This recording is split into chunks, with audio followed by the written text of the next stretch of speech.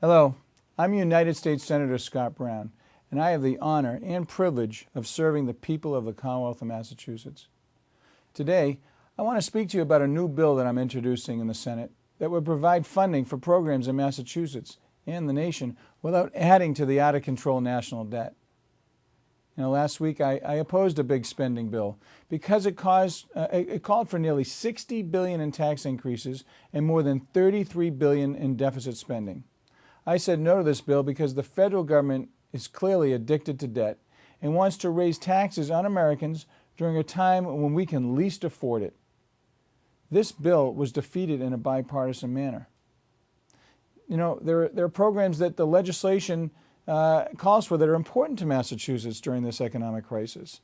The Summer Jobs Program for young people, unemployment insurance extensions for those still looking for work in this tough economy, as well as additional assistance to states known as FMAP.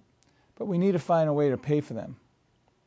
My compromise bill uses unspent stimulus funds and cuts wasteful and unnecessary spending in other areas to pay for these very important programs. Believe it or not, there's about $37 billion in stimulus money just sitting in a Washington, D.C. slush fund when it should be put to good use immediately.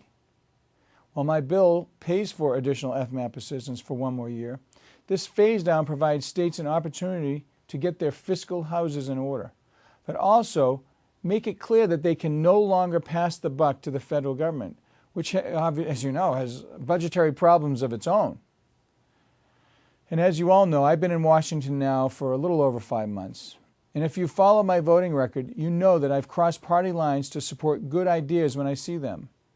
But as you know, bipartisanship is also a two-way street. And I hope that my Democratic colleagues will support this common sense legislation, because it's not only good for Massachusetts, it's good for the entire nation.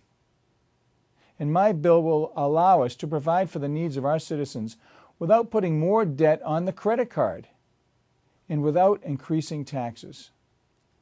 If we begin using common sense steps like this one to get our fiscal house in order, we can put our country back on a path to fiscal sanity and get our appetites for spending and borrowing under control.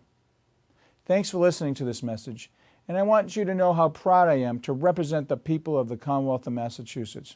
Thank you.